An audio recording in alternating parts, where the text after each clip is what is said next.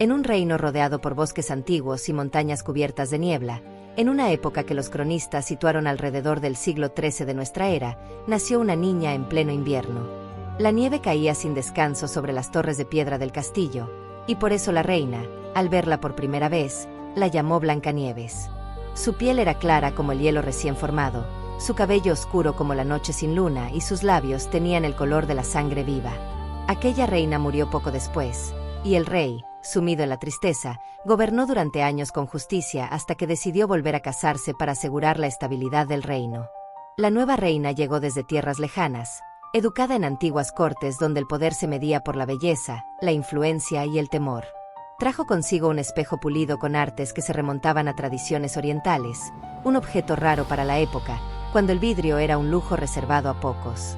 Con el paso de los años, mientras el reino prosperaba gracias al comercio y a las rutas que cruzaban los bosques, Blancanieves crecía en silencio. Aprendió a leer manuscritos iluminados, a reconocer hierbas medicinales y a escuchar a los campesinos que llegaban al castillo en busca de justicia. Cuando Blancanieves alcanzó la edad de 7 años, la reina comenzó a notar cómo la atención del pueblo se desviaba. Los comentarios ya no hablaban solo de la elegancia de la soberana, sino de la dulzura y la bondad de la joven princesa. En el año que los monjes registraron como 1231, el espejo pronunció por primera vez las palabras que cambiarían el destino del reino. Blancanieves era la más hermosa, no solo por su rostro, sino por la luz que despertaba en quienes la miraban. El veneno de los celos creció en el corazón de la reina. En una época donde las mujeres de poder debían luchar por su lugar en un mundo dominado por linajes y espadas, aquella pérdida simbólica de supremacía fue intolerable. La reina ordenó en secreto que un cazador llevara a Blancanieves al bosque y acabara con su vida, una práctica cruel pero no desconocida en los conflictos palaciegos de la Edad Media. El bosque, sin embargo, era un territorio antiguo, más viejo que cualquier corona. El cazador, incapaz de cumplir la orden, dejó a Blancanieves libre entre los árboles en el año que las crónicas llamarían 1232. Sola, hambrienta y aterrada, la niña caminó durante horas hasta encontrar una pequeña casa oculta entre robles y raíces. Allí vivían 7 enanitos, mineros que trabajaban desde antes del amanecer, extrayendo metales y piedras preciosas que luego se intercambiaban en mercados lejanos. Eran parte invisible de la economía del reino, hombres pequeños olvidados por la historia oficial. Blancanieves aprendió con ellos el valor del trabajo, la disciplina y la convivencia. Pasaron los años, y mientras la reina creía haber ganado, en el bosque se estaba formando algo más fuerte que la belleza, una identidad. Blancanieves dejó de ser solo una princesa perdida. Se convirtió en símbolo de esperanza silenciosa, sin saber que el espejo aún observaba, y que el pasado no había terminado de escribir su parte más oscura. Mientras Blancanieves crecía en la casa del bosque, el reino comenzaba a cambiar sin que ella lo supiera. El rey había muerto durante una campaña diplomática en el año de 1234, dejando el trono completamente en manos de la reina. Su gobierno se volvió más severo. Los impuestos aumentaron, los mercados se vaciaron y el miedo comenzó a recorrer los caminos. En las plazas, la gente murmuraba que algo oscuro se había apoderado del castillo, como si la ausencia de la antigua princesa hubiera roto un equilibrio invisible. En el bosque, los años pasaban de otra forma. Blancanieves aprendió a cocinar con lo que la tierra ofrecía, a remendar ropa gastada y a escuchar historias antiguas que los enanitos transmitían de generación en generación. Le hablaron de épocas en que los reinos caían no por guerras, sino por la corrupción del corazón de sus gobernantes. En el año de 1235, Blancanieves dejó de ser una niña. Su rostro conservaba la pureza de la infancia, pero su mirada ya conocía el sacrificio y la pérdida. La reina, por su parte, volvió a consultar al espejo. Cada vez que lo hacía, el reflejo le recordaba la verdad que intentaba enterrar. Blancanieves seguía viva. La más hermosa no por su apariencia, sino porque había sobrevivido. La reina decidió entonces actuar por sí misma. Dominaba artes antiguas heredadas de mujeres sabias y temidas, conocimientos que en aquella época eran perseguidos y castigados. Preparó venenos, ungüentos y disfraces, sabiendo que el engaño era más efectivo que la fuerza. En el otoño del año 1236, la reina cruzó el bosque disfrazada de anciana comerciante. encontró a Blancanieves sola y le ofreció una manzana roja como símbolo de amistad y prosperidad, un gesto común en los intercambios rurales de la época. Al morderla, Blancanieves cayó en un sueño profundo, tan silencioso que parecía muerte. Cuando los enanitos regresaron, el bosque entero guardó silencio. Creyéndola perdida, la colocaron en un féretro de cristal, un material casi mítico para aquel tiempo, y la protegieron como a un tesoro sagrado. Durante meses, viajeros y animales se detenían ante su imagen, como si el mundo reconociera que algo esencial había sido arrebatado. Hasta que, en el invierno del año 1237, un príncipe de un reino vecino llegó siguiendo rumores de una doncella dormida. El destino se movía de nuevo. El beso que despertó a Blancanieves no fue solo un acto de amor, sino el regreso de una fuerza que había sido silenciada. Pero mientras ella abría los ojos, muy lejos de allí, el espejo del castillo se agrietaba por primera vez, anunciando que el final aún no estaba escrito. Blancanieves despertó como si regresara de un largo invierno interior. El aire del bosque le llenó los pulmones y el mundo volvió a tener sonido. Los enanitos lloraron al verla abrir los ojos, no de sorpresa, sino de alivio, como quien recupera algo que creía perdido para siempre. El príncipe, cuyo nombre los relatos posteriores identificarían como heredero de un reino situado más allá de las colinas del este, no reclamó nada. En aquellos años, alrededor de 1237, las alianzas se sellaban con matrimonios forzados y promesas de poder, pero él eligió esperar.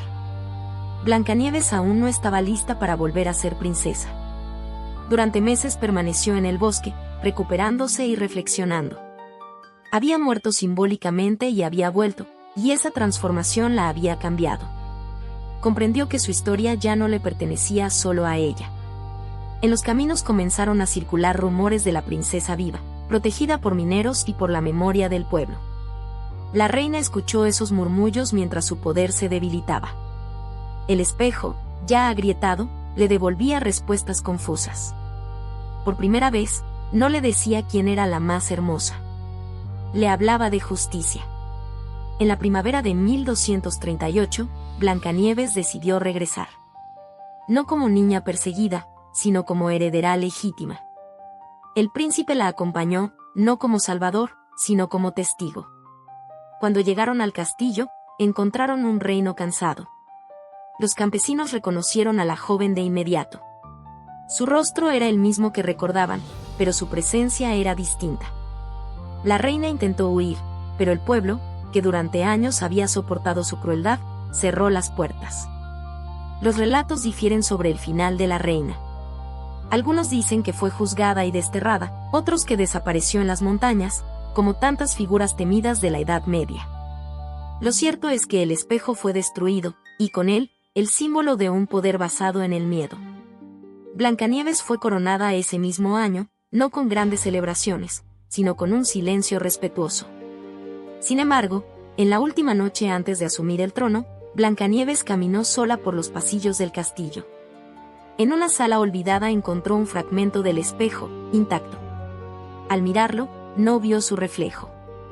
Vio el bosque, a los enanitos, y una sombra que aún no había dicho su nombre.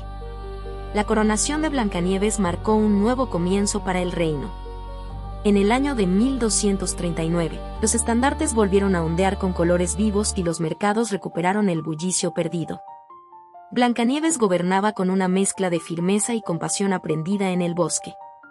Recordaba los rostros de quienes trabajaban en silencio, como los enanitos, y por primera vez los mineros fueron reconocidos como parte esencial del reino. Se establecieron nuevas leyes para proteger a los campesinos y se redujeron los tributos que durante años habían ahogado a la población. El príncipe permaneció a su lado, no como esposo todavía, sino como aliado. Las crónicas señalan que Blancanieves necesitaba tiempo. Había sido hija, fugitiva, casi mártir y ahora reina. Cada etapa había dejado una huella. En las noches, sin embargo, el sueño no siempre era tranquilo. Soñaba con el espejo roto, con voces que no tenían rostro y con un bosque que parecía llamarla de regreso. En el invierno de 1240, comenzaron a suceder hechos extraños. Mensajeros desaparecían en los caminos, aldeas enteras aseguraban haber visto figuras encapuchadas observando desde la niebla, y antiguos símbolos, anteriores incluso al castillo, aparecían grabados en piedra. Blancanieves reconoció algunos de ellos por relatos de los enanitos. Pertenecían a una orden olvidada, dedicada a custodiar conocimientos antiguos, los mismos de los que la reina había abusado. Siguiendo su intuición, Blancanieves viajó una vez más al bosque.